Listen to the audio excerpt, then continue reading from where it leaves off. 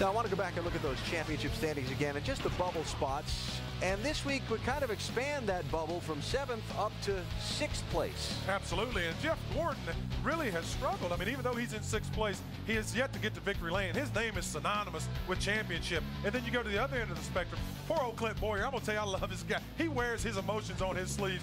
And he is really struggling right now. They have struggled the past 13 races with trying to be consistent, and it's really getting to be a precarious time in the season for him. Talking about who has momentum and who needs it in these last 4 races. You mentioned Jeff Gordon, Yep. Clint Boyer need momentum. Who's got it? Who needs it? Well, right now, who's got it is definitely Kyle Busch and Carl Edwards and Jimmy Johnson. The guys I'm concerned about, though, it's definitely Clint Boyer and Jeff Gordon. Those two guys have not been running well, and if they have been running well, they've been having problems on the racetrack.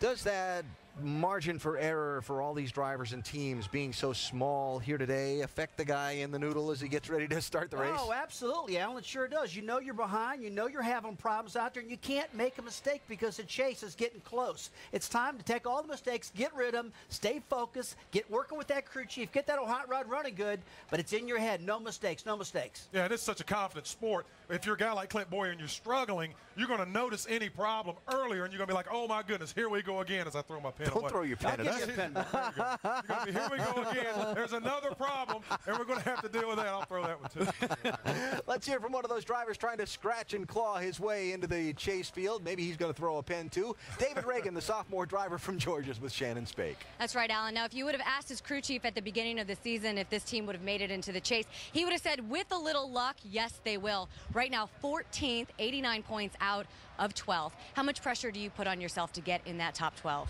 Well, it's Michigan, it's Ford's hometown, so we always have a lot of pressure this weekend, but a little bit extra pressure. 4 races to go, 4 good tracks for our AAA team, so we feel like we've always got pressure, but we put a little more pressure on ourselves to try not make that big mistake. I think you're going to see, you know, all the guys contending for the chase in the top 10, in the top 12, and it's going to be about that one team or one driver that makes a key mistake that, you know, drops them some points back. All right, Alan, it was a Roush Fenway racer driver that went to victory lane last night, Carl Edwards. David Reagan hoping he goes to victory lane here today. He starts 16th. Shannon will keep an eye on him. Coming up on the Michigan edition of NASCAR Countdown, with so much discussion over tires this racing season, we take an inside look at just how Goodyear's NASCAR racing tires are made. In this year's first Michigan race, Dale Earnhardt Jr. saved every bit of gasoline he could, a strategy that won him the race. We'll talk to Jr. and discuss the fuel factor. And Kyle Busch, coming off his 8th win of the season a week ago and looking to pile some more points onto his championship lead today. That and a whole lot more coming up from Michigan. Hey, them sunflowers, you know you can eat them things. Not me. ESPN Sunday Night Baseball presented by Taco Bell at 8 Eastern tonight. Ryan Howard and the Phillies taking on Adrian Gonzalez and the San Diego Padres. And then on Monday Night Baseball presented by Holiday Inn ESPN2, Lance Berkman and the Houston Astros face division rivals, the Milwaukee Brewers, led by Ryan Braun. That at 8 Eastern on Monday, followed by Baseball Tonight. Former NASCAR chairman Bill France Jr. used to say, you can't race without tires. That's pretty true. Goodyear has been involved in NASCAR racing since 1954 and been the exclusive supplier to NASCAR's 3 National Series since 1997. The introduction of NASCAR's new style race car has led to some twists for Goodyear over this past year or so. Twists that have led to some harsh comments from drivers and painful memories for people who build the tires in Ohio. Here's Andy Petrie. Hard in the wall, Tony Stewart. It has the look of a blown right front tire. It's just a shame that you know, the teams work so hard and spend so much money to compete, and then it's all dictated by a tire company that's building tires that aren't worthy of a street car. It has all the look that a right front tire did go down on that 2 car.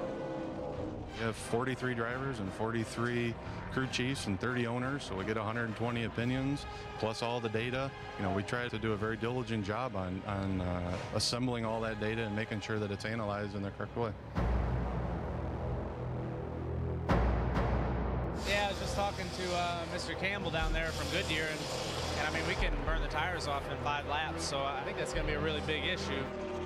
That looks like an explosion underneath the right rear fender. Just blew part of the fender off. It sounded like a bomb blew up when his right rear tire blew. I can't say enough how sorry we are, and you know, it's our responsibility being NASCAR that, and we don't go through this situation again. We're trying to understand what Indy presented us with. We're trying to understand what was different this year versus last year. There is a solution, and we'll find it, and it'll get fixed. The ongoing process of creating a tire that goes fast while remaining safe is a delicate balance. Goodyear does extensive laboratory testing at their Ohio headquarters. There's a lot of material science from a chemistry standpoint. We have scientists and compounders who are looking for new materials and new polymers and new interactions of those components all the time. In addition to laboratory testing, Goodyear collects raw data at every race weekend. You know, we're in the pits, we're taking our own data as well as listening to the teams afterwards and the drivers afterwards. So we try to get as much input as we can to look ahead and see what we want to do at the next event.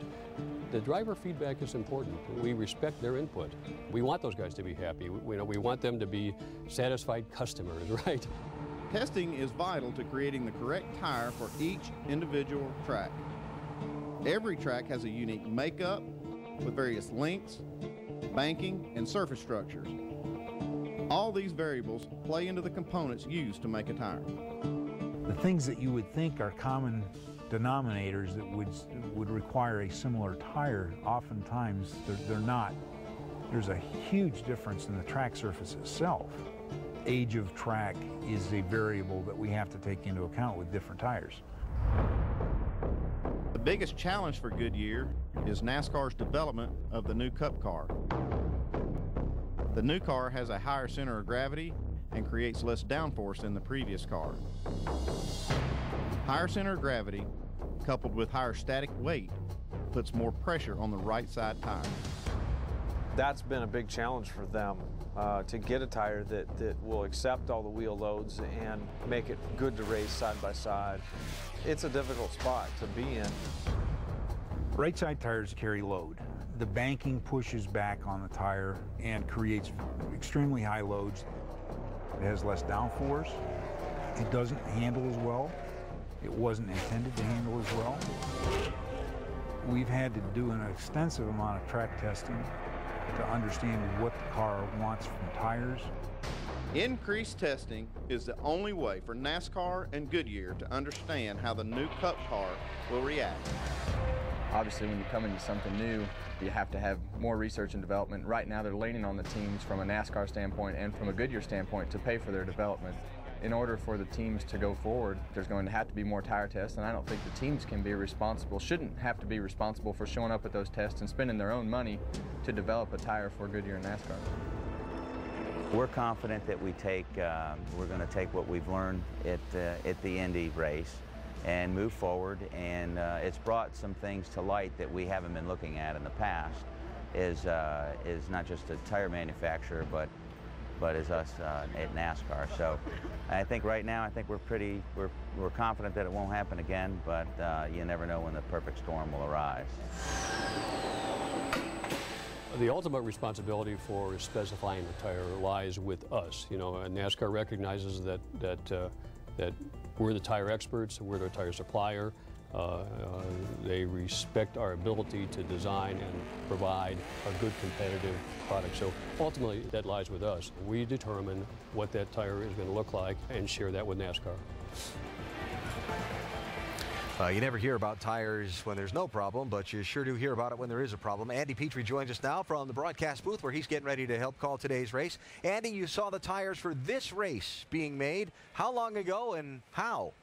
Alan, I went up to Akron after the Indianapolis race, and you see a lot of machines and all that looks like they make these tires with, but what I got a sense of is how much they're made by hand. These people really put these tires together one at a time.